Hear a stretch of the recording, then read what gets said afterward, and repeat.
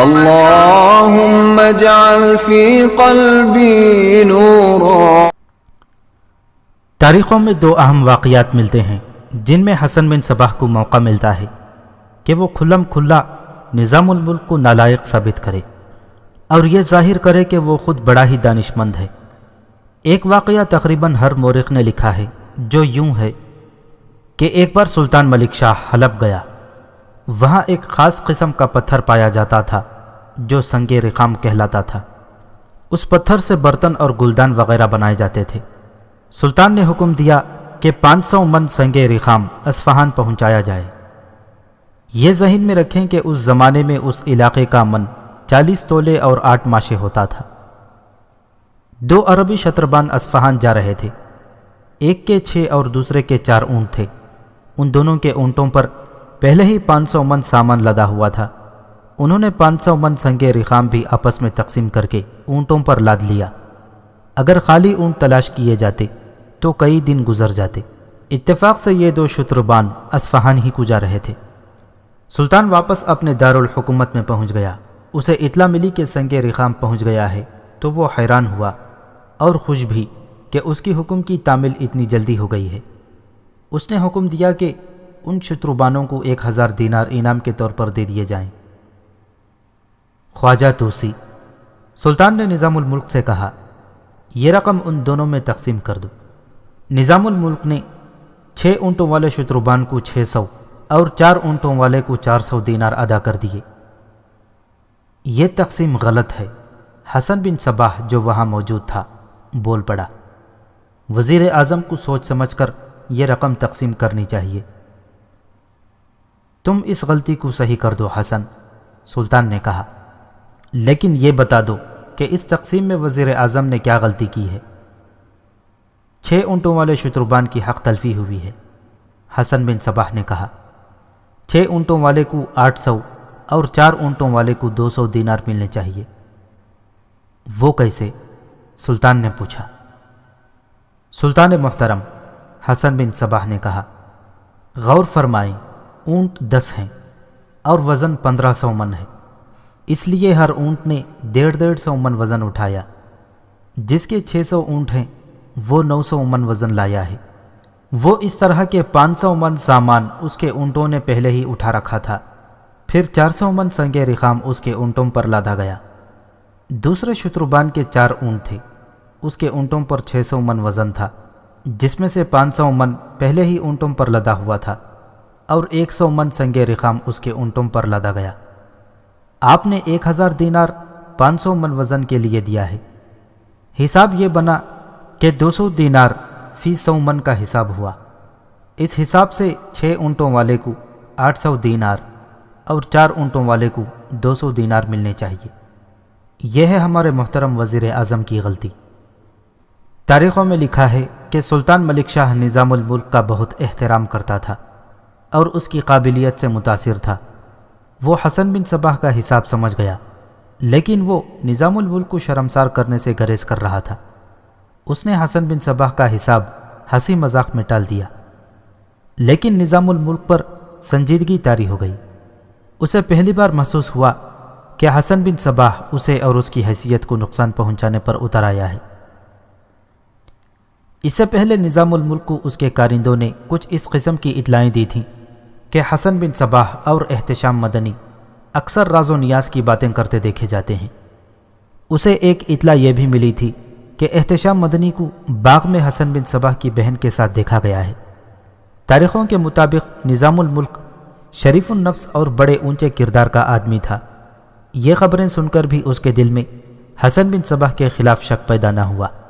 وہ کہتا تھا کہ اس نے حسن بن صباح کو جو رتبہ دلایا ہے یہ ایسا احسان ہے جسے حسن بن صباح کبھی نہیں بھولے گا اور اسے تکلیف نہیں پہنچائے گا۔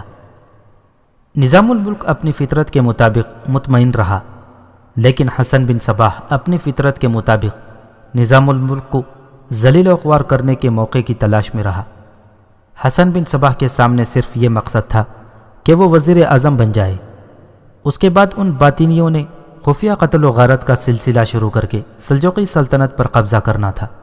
حسن بن صباح کو ایک موقع مل ہی گیا جو اس نے خود پیدا کیا تھا۔ وہ اس طرح کہ ایک روز سلطنت کے کچھ حاکم بیٹھے آپس میں تبادلہ خیالات کر رہے تھے۔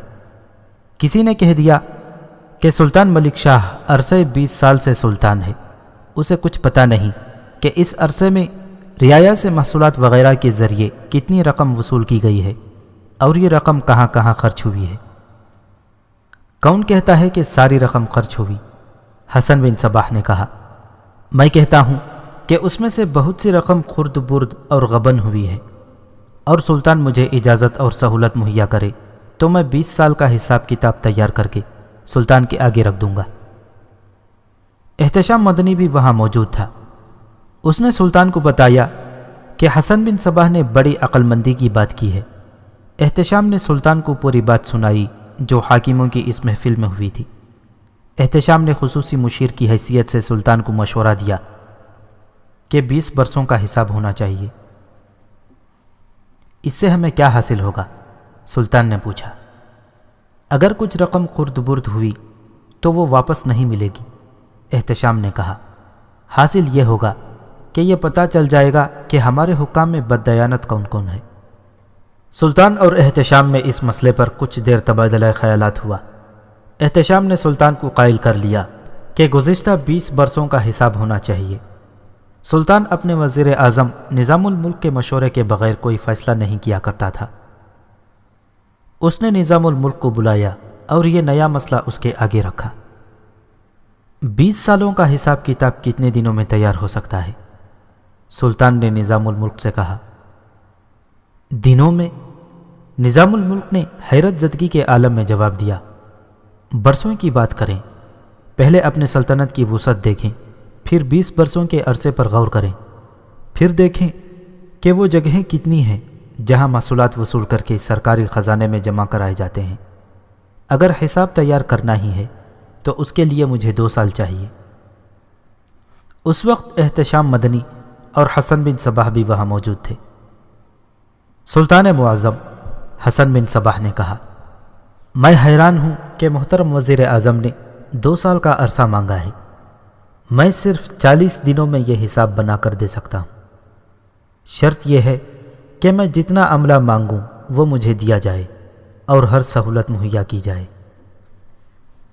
سلطان ملک شاہ نے احکام جاری کر دیے اور حسن بن صباح نے کام شروع کر دیا۔ تاریخ دان ابو القاسم رفیق دلاوری نے مختلف مورخوں کے حوالوں سے لکھا ہے کہ خواجہ حسن توسی نظام الملک عجیب کشمکش میں مبتلا ہو گیا۔ کبھی وہ پریشان ہو جاتا کہ حسن بن صباح نے یہ کام 40 دنوں میں مکمل کر لیا تو وہ سلطان کی نظروں میں گر جائے گا، اور کوئی بعید نہیں کہ سلطان اسے وزارت عظمہ سے معزول ہی کر دے۔ اور کبھی نظام الملک یہ سوچ کر مطمئن ہو جاتا کہ حسن بن صباح یہ کام 40 دنوں میں تو دور کی بات ہے، 40 مہینوں میں بھی نہیں کر سکے گا، اور خود ہی سلطان کی نظروں میں ذلیل ہوگا۔ البتہ ایک دکھ تھا جو نظام الملک کو اندر ہی اندر کھائے جا رہا تھا۔ یہ دکھ حسن بن صباح کی احسان فراموشی کا تھا۔ اب تو تصدیق ہو گئی تھی کہ حسن بن صباح اسے معزول کرا کے خود وزیر اعظم بننا چاہتا ہے۔ پھر حسن بن صباح نے معجزہ کر کے دکھا دیا۔ اس نے کاغذات کا ایک انبار سلطان ملک شاہ کے آگے رکھ دیا۔ سلطان عالی مقام حسن بن صباح نے کہا، میں نے 40 دن مانگے تھے، آج 41واں دن ہے، یہ رہا 20 برسوں کا حساب۔ کیا وہ شخص وزیر اعظم بننے کا حق رکھتا ہے جو کہتا ہے کہ یہ حساب مکمل کرنے کے لیے 2 برس درکار ہیں؟ اگر سلطان معظم کی دل پر گرا نہ گزرے تو میں وثوق سے کہتا ہوں کہ وزیر اعظم حسن توسی، جسے آپ نے نظام الملک کا خطاب دے رکھا ہے، محصولات کی رقمیں غبن کرتا رہا ہے۔ اپنی لوٹ کھسوٹ پر پردہ ڈالنے کے لیے وہ آپ کو یہ باور کرانے کی کوشش کر رہا تھا کہ یہ حساب تو ہو ہی نہیں سکتا، اگر ہوگا تو 2 سال لگیں گے۔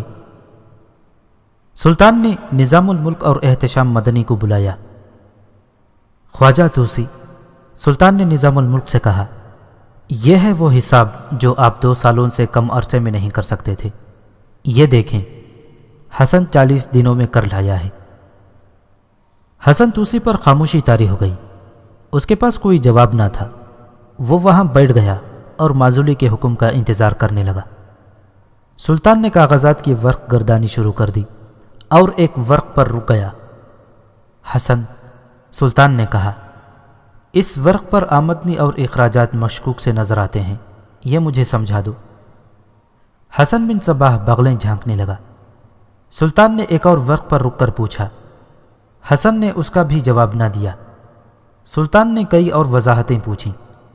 حسن کسی ایک بھی سوال کا جواب نہ دے سکا۔ تم نے یہ اتنا لمبا چوڑا حساب تیار کیا ہے، سلطان نے کہا، لیکن تمہیں یہ بھی معلوم نہیں کہ یہ کیا ہے۔ سلطان معظم، حسن توسی نے کہا، میں نے ویسے ہی نہیں کہہ دیا تھا کہ اتنی وسیع و عریض سلطنت کے 20 برسوں کے اخراجات اور آمدنی کے گوشوارے تیار کرنے کے لیے کم از کم 2 برس درکار ہیں۔ آپ میرے پاس رہیں حسن توسی۔ سلطان نے نظام الملک سے کہا، تم دونوں جاؤ، میں یہ تمام اعداد و شمار دیکھ کر تمہیں بلاؤں گا۔ ان کے جانے کے بعد سلطان نے پوچھا، یہ سب کیا ہے حسن توسی؟ مجھے شک ہے کہ مجھے دھوکہ دیا گیا ہے۔ سلطان معظم، نظام الملک نے کہا، یہ میرا ایمان ہے کہ کسی کو میرے ہاتھ سے نقصان نہ پہنچے، لیکن جہاں میری اپنی حیثیت اور میرا اعتقاد خطرے میں پڑ گیا ہے، میں حقیقت سے پردہ اٹھانا ضروری سمجھتا ہوں۔ یہ حساب کتاب تیار کرنے میں آپ کے مشیر خاص احتشام مدنی کا زیادہ ہاتھ ہے۔ حسن بن صباح کے ساتھ اس کی ایک جوان سال بہن رہتی ہے جو اسی عمر میں بیوہ ہو گئی ہے۔ مجھے اطلاعیں ملی ہیں کہ احتشام اور اس لڑکی کو شام کے بعد باغ میں دیکھا گیا ہے، اور یہ بھی کہ احتشام حسن بن صباح کے گھر زیادہ جاتا اور خاصا وقت وہاں گزارتا ہے۔ جہاں تک مجھے یاد آتا ہے، حسن بن صباح کی کوئی بہن نہیں تھی۔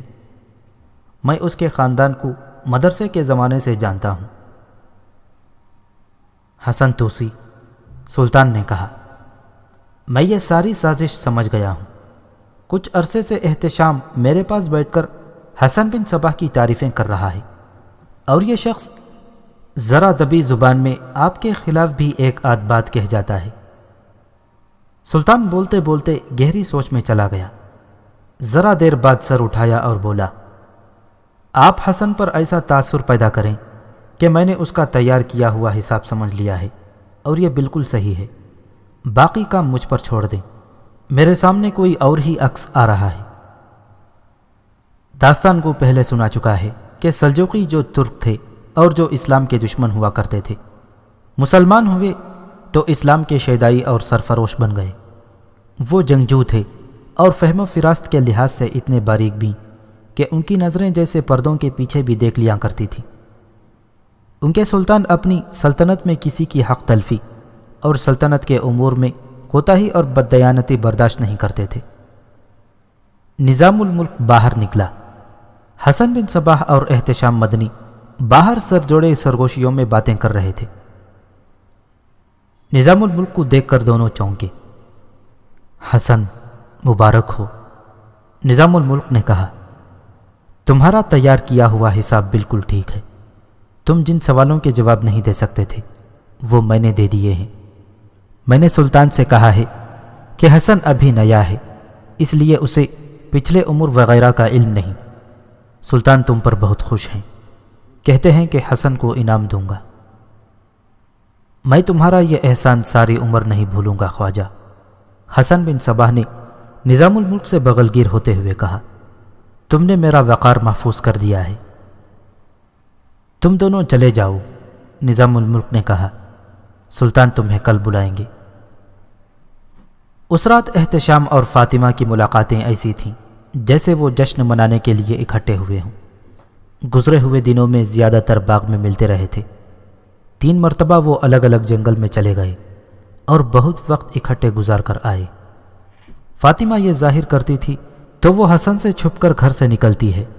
احتشام کو معلوم نہیں تھا کہ حسن خود اسے بھیجتا ہے۔ فاطمہ ابھی تک احتشام کے لیے سراب بنی ہوئی تھی۔ اس نے ابھی تک احتشام کے ساتھ شادی کا فیصلہ نہیں کیا تھا اور انکار بھی نہیں کیا تھا۔ اس نے ایسا والہانہ انداز اختیار کر لیا تھا جس سے احتشام پر دیوانگی طاری ہو گئی تھی۔ وہ تو اب حسن بن صباح اور فاطمہ کے اشاروں پر ناچنے لگا تھا۔ حسن بن صباح نے اسے کہا تھا کہ وہ اسے وزیر اعظم بنا کر دم لے گا۔ جس روز نظام الملک نے حسن بن صبح کو یہ خوشخبری سنائی۔ اس روز احتشام مدنی نے اپنے گھر کے قریب ہی چھوٹا سا ایک مکان جو خالی پڑا تھا صاف کروا لیا اور ایک کمرے میں پلنگ اور نرم و گداز بستر بچھوا دیا۔ اپنی خاص ملازمہ کے ذریعے اس نے فاطمہ کو پیغام بھیج دیا کہ رات وہ فلاں طرف سے اس مکان میں آ جائے۔ فاطمہ وہاں پہنچ گئی۔ احتشام پہلے ہی وہاں موجود تھا۔ میرا ایک کمال دیکھ لیا فاطمہ، احتشام نے فاطمہ کو اپنے بازوؤں میں سمیٹتے ہوئے کہا۔ جعلی حساب کتاب لکھ کر سلطان سے منوا لیا ہے کہ یہ حساب بالکل صحیح ہے۔ آپ کو مبارک ہو، فاطمہ نے اپنے گال احتشام کے سینے سے رگڑتے ہوئے کہا۔ اب میرے بھائی کو وزیر اعظم بنوا دیں۔ اب یہ کام آسان ہو گیا ہے، احتشام نے کہا۔ کل سلطان ہمیں بلائے گا، میں حسن توسی کے خلاف اس کے ایسے کان بھروں گا کہ وہ اسی وقت اسے معزول کر دے گا۔ احتشام نے فاطمہ کو پلنگ پر بٹھا لیا۔ سلطان کل حسن کو انعام دے رہا ہے، احتشام نے کہا۔ میں نے آج تم سے انعام لینا ہے۔ فاطمہ نے جھینپنے اور شرمانے کی ایسی اداکاری کی کہ احتشام نشے کی سی کیفیت میں بدمست ہو گیا۔ اس نے فاطمہ کو لٹا دیا۔ روحانی طور پر تو ہم میاں بیوی بن چکے ہیں، احتشام نے کہا۔ نکاح تو ایک رسم ہے، یہ بعد میں بھی ادا ہو سکتی ہے۔ کمرے کا دروازہ بند تھا۔ زنجیر چڑھانے کی ضرورت محسوس نہیں کی گئی تھی کیونکہ باہر کا دروازہ بند تھا۔ مکان اور صحن کشادہ تھا۔ احتشام مدنی پر فاطمہ کے طلسمات حسن، ناز و انداز اور دکھاوے کے شرم و حجاب میں مدہوش ہو چکا تھا۔ فاطمہ چونکی۔ ذرا ٹھہریں، فاطمہ نے کہا۔ میں نے قدموں کی آہٹ سنی ہے۔ بلی ہوگی، احتشام نے نشے سے لڑکھڑاتی ہوئی آواز میں کہا۔ کسی انسان میں اتنی جرت نہیں ہو سکتی کہ اس گھر میں قدم رکھے۔ 4 آدمی اس گھر میں قدم رکھ چکے تھے۔ وہ چھت کی طرف سے آئے تھے اور سیڑھیاں اتر کر صحن میں آ گئے تھے۔ فاطمہ نے ایک بار پھر احتشام کو پرے ہٹنے کو کہا۔ اسے ہلکا سا دھکا بھی دیا لیکن احتشام پر بدمستی طاری تھی۔ کمرے کا دروازہ کھلا۔ احتشام نے ادھر دیکھا۔ 2 آدمی اندر آئے۔ احتشام ان دونوں کو جانتا تھا۔ وہ دونوں کوتوال کے ماتحت تھے۔ ان کے پیچھے 2 آدمی تھے، وہ بھی کوتوال کے کارندے تھے۔ نکل جاؤ یہاں سے، احتشام نے سلطان کے مشیر خاص کی حیثیت سے حکم کے لہجے میں کہا۔ تمہیں میرے گھر میں آنے کی کیسے جرت ہوئی؟ ہم سلطان کے حکم سے آئے ہیں عالی جاہ، ایک نے کہا۔ آپ کو اور اس لڑکی کو سلطان کے پاس لے جانا ہے۔ چلو تم نکلو یہاں سے، احتشام نے کہا۔ میں تیار ہو کر آتا ہوں۔ آپ خود نہیں جائیں گے عالی جاہ، کوتوال کے آدمی نے کہا۔ ہم آپ کو لے جائیں گے، اس لڑکی کو بھی۔ تیار ہونے کی ضرورت نہیں عالی جاہ، دوسرا آدمی بولا۔ ہمیں حکم ملا ہے کہ آپ اور یہ لڑکی جس حالت میں ہو اسی حالت میں ساتھ لے آنا ہے۔ وہ دونوں نیم برہنہ حالت میں تھے۔ احتشام پر 2 نشے طاری تھے۔ ایک اپنی سرکاری حیثیت کا، وہ سلطان کا مشیر خاص تھا، اور دوسرا نشہ فاطمہ کے حسن و شباب کا اور نفسانی جذبات کی ابال کا۔ یہ سب نشے ایک ہی بار ہوا ہو گئے۔ منہ مانگا انعام دوں گا، احتشام نے کہا۔ چاروں کو جا کر سلطان سے کہہ دو کہ تم نے مجھے اور اس لڑکی کو کبھی نہیں دیکھا۔ فاطمہ کپڑے پہننے لگی تھی۔ اس لڑکی کو پکڑ کر باہر لے چلو، اس آدمی نے احتشام کی پیشکش کو نظر انداز کرتے ہوئے اپنے آدمیوں کو حکم دیا۔ اسی حالت میں گھسیٹ کر باہر لے جاؤ۔ میرے عہدے اور رتبے سے تم واقف ہو، احتشام نے کہا۔ میں تمہیں اتنی ترقی دلواؤں گا کہ حاکم بن جاؤ گے۔ مجھے چاہتے ہو تو میں حاضر ہوں، فاطمہ بولی۔ ہاں بھائیوں، احتشام نے بڑے خوشگوار لہجے میں کہا۔ دیکھو کتنی خوبصورت لڑکی ہے۔ سلطان کے حکم کی تعمیل کرو، کوتوال کے ایک آدمی نے کہا۔ انہیں پکڑو اور لے چلو۔ وہ احتشام سے مخاطب ہوا۔ عالی جاہ، ہمیں حکم ملا ہے کہ آپ اگر مزاحمت کریں تو آپ کے سر پر ضرب لگا کر بے ہوش کر دیا جائے اور اٹھا کر زندان میں پھینک دیا جائے۔ احتشام سر جھکائے ہوئے چل پڑا۔ 2 آدمی پہلے ہی فاطمہ کو گھسیٹتے دھکیلتے باہر لے گئے تھے۔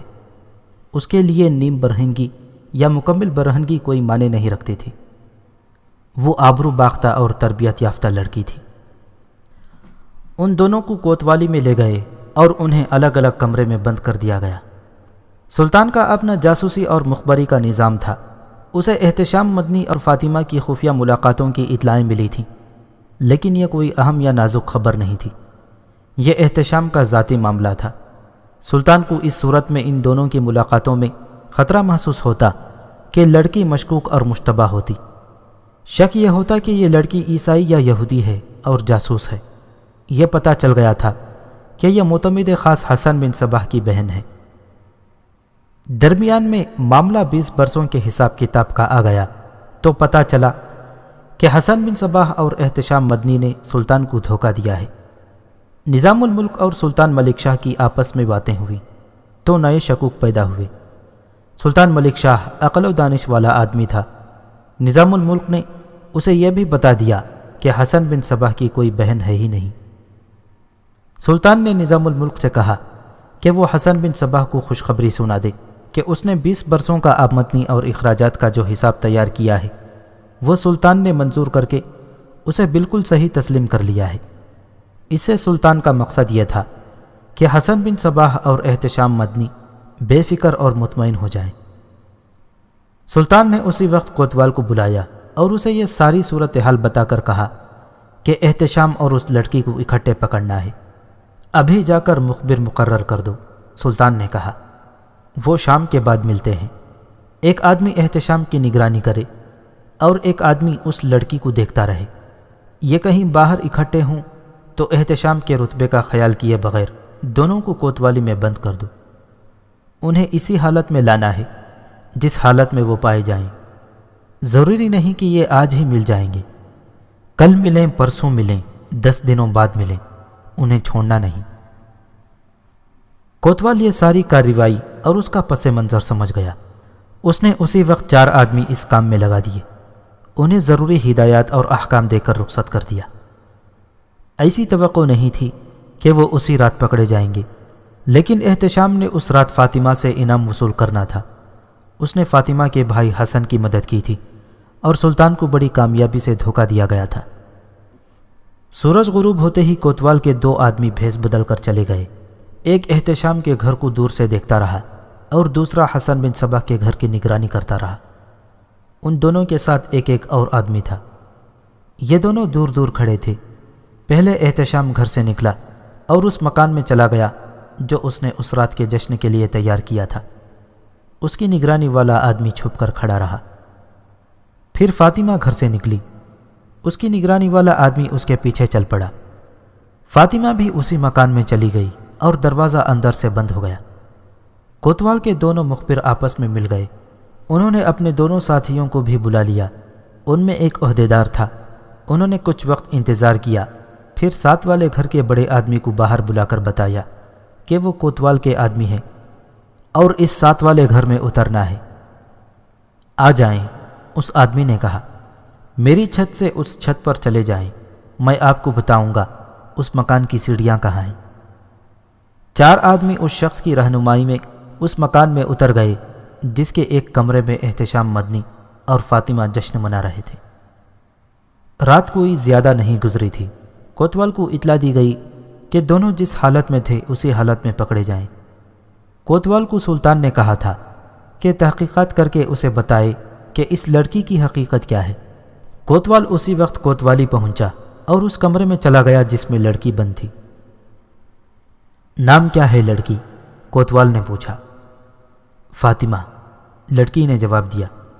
میں سلطان کے معتمد خاص حسن بن صباح کی بہن ہوں۔ ہمیں معلوم ہے حسن بن صباح کہاں کا رہنے والا ہے، کوتوال نے کہا۔ ہم وہاں سے معلوم کریں گے کہ اس کی کوئی بہن ہے بھی یا نہیں۔ میری ایک بات سن لو، بہت ہی اذیت ناک موت مرو گی۔ اپنے متعلق ہر بات سچ بتا دو۔ کیا آپ اس جسم کو اذیت دیں گے؟ لڑکی نے جذبات کی حرارت سے کھلی ہوئی مسکراہٹ سے کہا۔ ہاتھ لگا کر دیکھیں، گلاب کی پتیوں جیسی ملائمت ہے اس جسم کی۔ وہ نیم برہنہ تھی۔ اس نے اپنے آپ کو اور زیادہ برہنہ کر دیا۔ اس کی مسکراہٹ اور زیادہ نشیلی ہو گئی۔ اس کی آنکھوں میں سفلی جذبات کا خمار تھا۔ کہنے لگی، مرد اتنا زیادہ تو نہیں سوچا کرتے، میرے قریب آ جائیں۔ اس کے سر پر اوڑھنی نہیں تھی، اس کے بال کھلے ہوئے تھے۔ ان بالوں کو ہاتھ لگا کر دیکھیں، اس نے کہا۔ ان پر ہاتھ پھیر کر دیکھیں، ریشم اور مخمل جیسے ملائم ہیں۔ کوتوال آخر مرد تھا، فرشتہ نہیں تھا۔ اس لڑکی کے جسم اور بالوں کو دیکھ کر اس کے جسم نے جھرجھری لی اور اس پر خاموشی طاری ہو گئی۔ وہ آہستہ آہستہ لڑکی کی طرف بڑھا، اس کا دایاں ہاتھ اوپر اٹھ رہا تھا۔ قریب جا کر اس کا ہاتھ لڑکی کے سر پر چلا گیا اور اس کی انگلیاں لڑکی کے بالوں میں رینگنے لگی۔ اس کا دوسرا ہاتھ لڑکی نے اپنے دونوں ہاتھوں میں لے لیا۔ کوتوال فرائض کی دنیا سے ایک ہی اڑان میں رومانوں کی کہکشاں میں جا پہنچا۔ خدام، اسے کسی کی آواز سنائی دی، کسی نے اسے پکارا تھا۔ اس نے چونک کر دروازے کی طرف دیکھا، دروازہ بند تھا۔ ایک خیال رکھنا خدام، اسے کمرے میں وہی آواز پھر سنائی دی۔ سنا ہے لڑکی بہت ہی حسین ہے، اگر تحقیقات تک نوبت آ گئی تو یہ یاد رکھنا کہ تم کوتوال ہو۔ یہ بھی یاد رکھنا کہ دھوکہ مجھے دیا گیا ہے، میں اس سلطنت کا سلطان ہوں، میں فرائض میں بددیانتی اور بدماشی برداشت نہیں کیا کرتا۔ یہ الفاظ سلطان ملک شاہ کے تھے جو اس نے احتشام مدنی اور لڑکی کو اکٹھے پکڑنے کی ہدایت دیتے ہوئے کہے تھے۔ کوتوال خدام کی انگلیاں لڑکی کے ریشم جیسے ملائم بالوں میں رینگ ہی رہی تھیں اور لڑکی اس کے دوسرے ہاتھ کو اپنے دونوں ہاتھوں میں مسل رہی تھی۔ کوتوال کے ذہن میں سلطان ملک شاہ کے الفاظ ایسے گونجے جیسے سلطان اس بند کمرے میں کھڑا بول رہا ہو۔ کوتوال کی آنکھوں کے آگے بجلی سی چمکی، پھر تاریکی آ گئی۔ کوتوال کا وہی ہاتھ جو لڑکی کے نرم و ملائم بالوں میں رینگ رہا تھا مٹھی بن گیا۔ اس مٹھی میں لڑکی کے بال تھے۔ کوتوال نے بالوں کو اتنی زور سے کھینچا کہ لڑکی کی چیخ نکل گئی۔ درد کی شدت سے اس کا منہ کھل گیا۔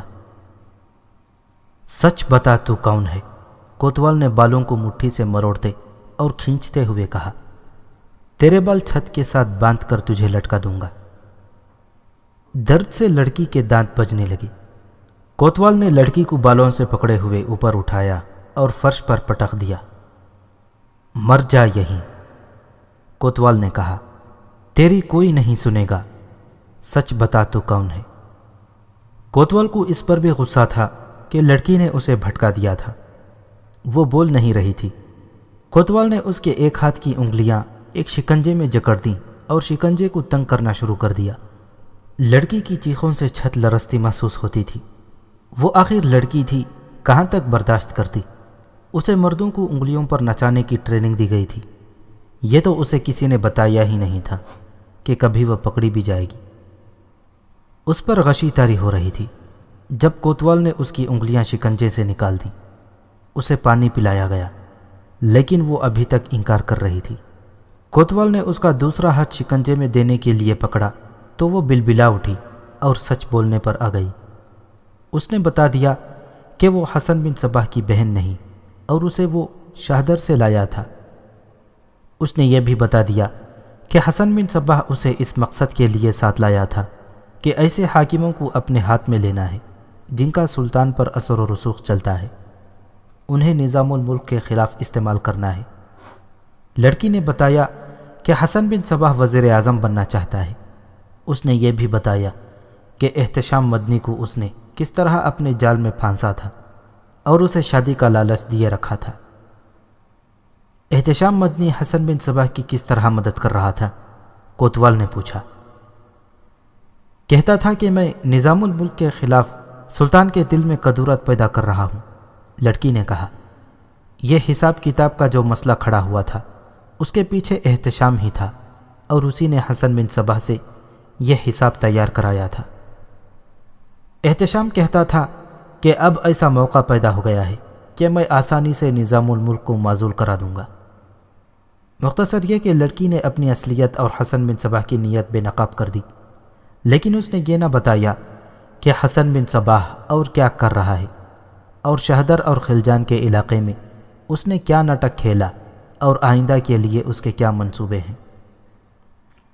حسن بن صبا کو تو معلوم تھا کہ فاطمہ احتشام مدنی سے ملنے گئی ہے، لیکن اسے توقع نہیں تھی کہ وہ اتنی زیادہ دیر سے واپس آئے گی۔ آدھی رات ہو گئی تو اس نے اپنے ملازم کو جگا کر کہا کہ وہ احتشام مدنی کے ملازموں سے پوچھ کر آئے کہ وہ گھر ہے یا کہیں باہر گیا ہوا ہے۔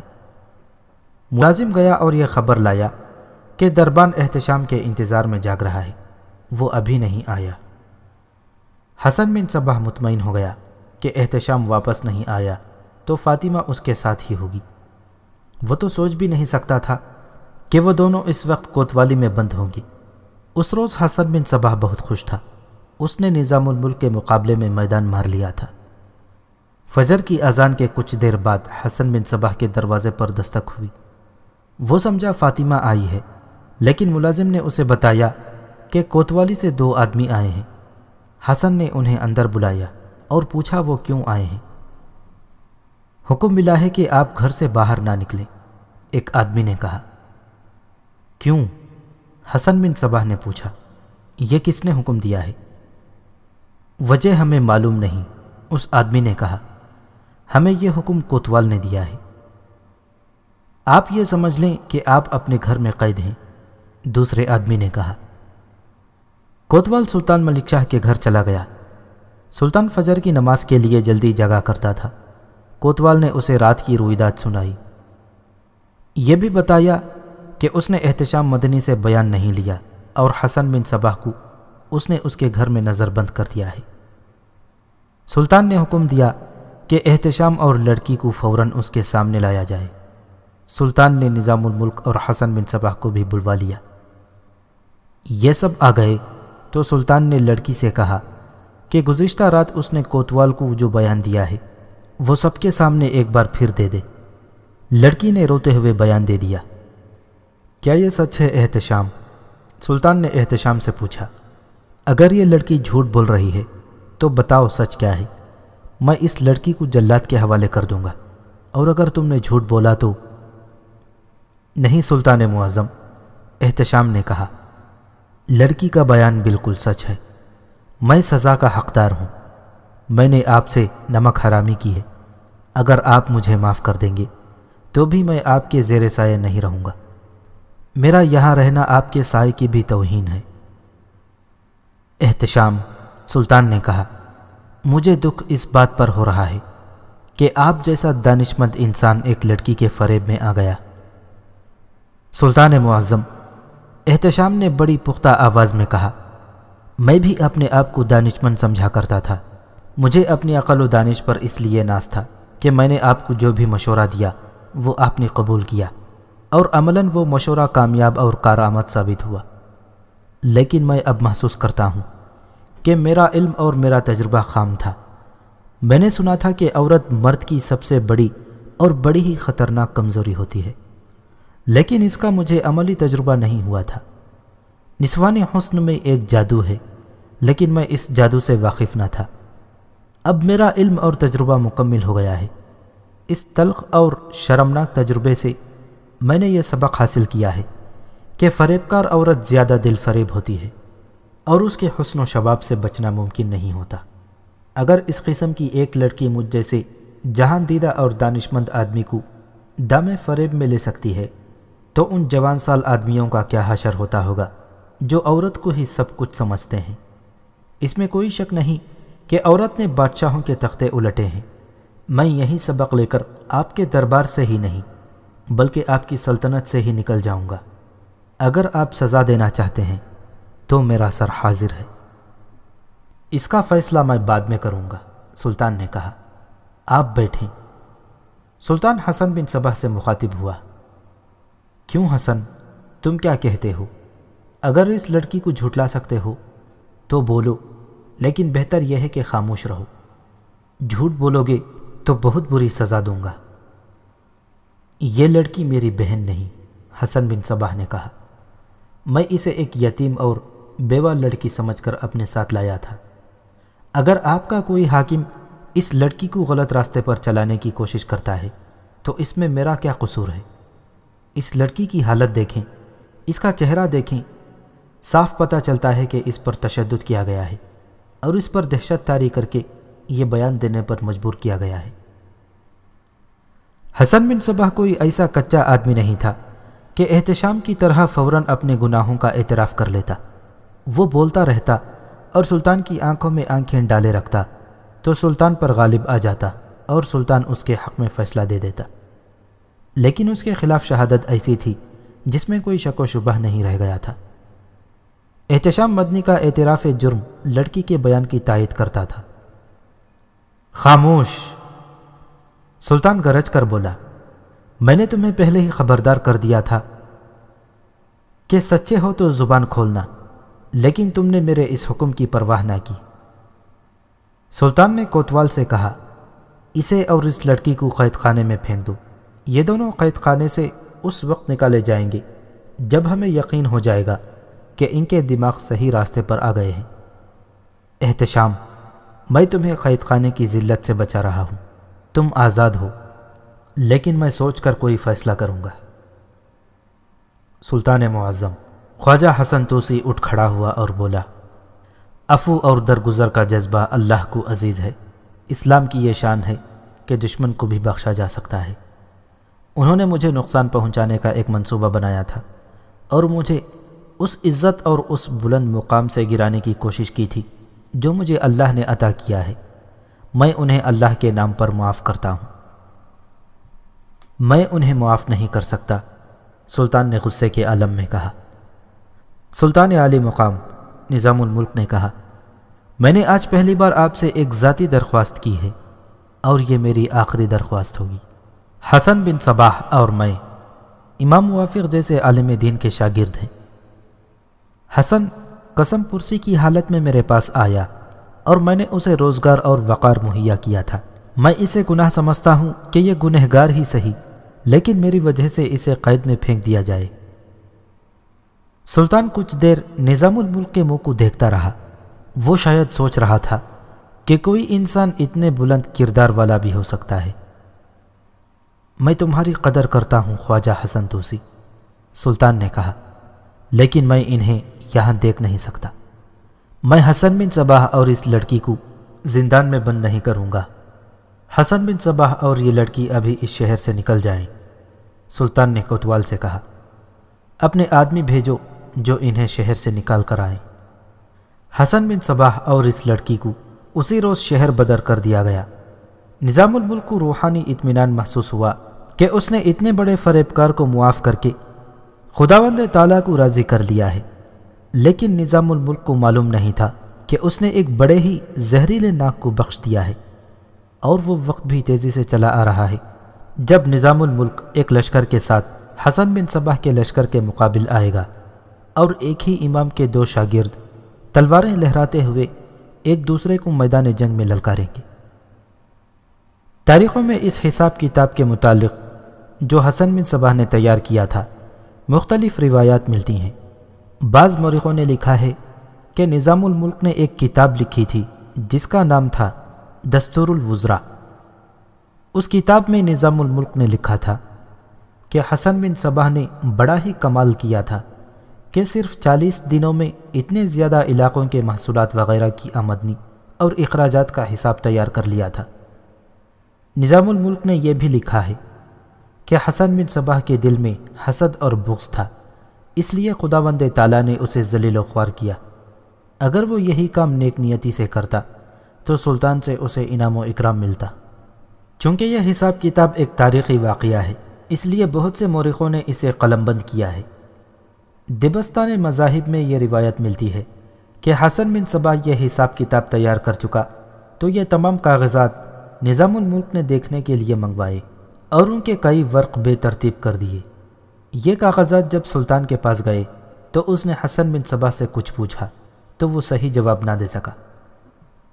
ایک روایت یہ بھی ہے کہ نظام الملک نے اپنے رکابدار کو اس طرح استعمال کیا تھا کہ رکابدار نے حسن بن صباح کے ملازم کو کچھ لالچ دے کر پھانس لیا اور اس نے ان کاغذات میں سے چند ایک کاغذات ضائع کرا دیے، لیکن یہ روایت صحیح معلوم نہیں ہوتی کیونکہ نظام الملک بڑا پکا ایماندار تھا، اسے یہ کاغذات دکھائے ہی نہیں گئے تھے۔ حسن بن صباح اس لڑکی کو ساتھ لے کر رے پہنچا جہاں کا وہ رہنے والا تھا۔ اس نے اپنے باپ کو سنایا کہ سلطان کے ہاں کیا واقعہ ہوا ہے۔ تمہاری عقل ابھی خام ہے، باپ نے حسن بن صباح سے کہا۔ تم تمام کام بیک وقت اور بہت جلدی ختم کرنا چاہتے ہو۔ جلد بازی سے بچو، تم نے اپنی ملازمت ہی نہیں کھو دی بلکہ سلجوقی سلطنت کھو دی ہے۔ اب میں تمہیں مصر بھیجوں گا، وہاں کے کچھ لوگ یہاں آ رہے ہیں۔ رے کا امیر ابو مسلم رازی تھا جو کٹر اہل سنت والجماعت تھا۔ اسے خفیہ رپورٹیں مل رہی تھیں کہ حسن بن صباح کے باپ کے ہاں مصر کے عبیدی آتے رہتے ہیں۔ سلجوقی عبیدیوں کو اپنا اور اسلام کا بہت بڑا دشمن سمجھتے تھے، کیونکہ عبیدیوں کا اپنا ہی ایک فرقہ تھا جو ایک جنگی طاقت بنتا چلا جا رہا تھا۔ ان دنوں مصر پر عبیدیوں کی حکومت تھی۔ سلطان ملک شاہ کی طرف سے ابو مسلم رازی کو ایک تحریری حکم نامہ ملا کہ اس کے شہر رے کے باشندے حسن بن صباح کو سرکاری عہدے سے سبکدوش کر کے نکال دیا گیا ہے۔ اس شخص پر نظر رکھی جائے کیونکہ یہ شخص بڑا ہی فریب کار ہے اور اپنے سابقہ عہدے کو فریب کاری میں استعمال کر سکتا ہے۔ ابو مسلم رازی کو مخبروں نے کچھ ایسی رپورٹیں بھی دی تھیں کہ حسن بن صباح رے سے دور دراز علاقوں میں اپنا ہی ایک فرقہ تیار کر رہا ہے اور اس فرقے کے عزائم خطرناک معلوم ہوتے ہیں۔ ابو مسلم رازی نے حکم دے دیا کہ حسن بن صباح کو گرفتار کر لیا جائے۔ حسن بن صباح اور اس کے باپ نے مخبری اور جاسوسی کا اپنا ایک نظام قائم کر رکھا تھا۔ ان کا کوئی آدمی ابو مسلم رازی کے عملے میں ملازم تھا۔ اس آدمی نے فوراً حسن بن صباح کو اطلاع دے دی کہ اس کی گرفتاری کا حکم جاری ہو گیا ہے۔ حسن بن صباح نے اسی وقت شتربانوں کا لباس پہنا اور ایک اونٹ کی مہار پکڑ کر شہر سے نکل گیا۔ اس کی گرفتاری کے لیے کوتوال کے آدمی اس کے گھر گئے تو اس کے باپ نے کہا کہ وہ کچھ بتائے بغیر کہیں چلا گیا ہے۔ اس وقت حسن بن صباح اونٹ پر سوار شہر سے بہت دور چلا گیا تھا۔ اس کے قریب سے گزرنے والے اسے غریب سا شتربان سمجھتے تھے۔ کسی کے وہم و گمان میں بھی نہ تھا کہ شتربان کے لباس میں چھپا ہوا یہ شخص ایسے کارنامے کر دکھائے گا جو الف لیلہ کی داستانوں سے زیادہ سنسنی خیز ناقابل یقین ہوں گے، اور یہ شخص انسانیت اور تاریخ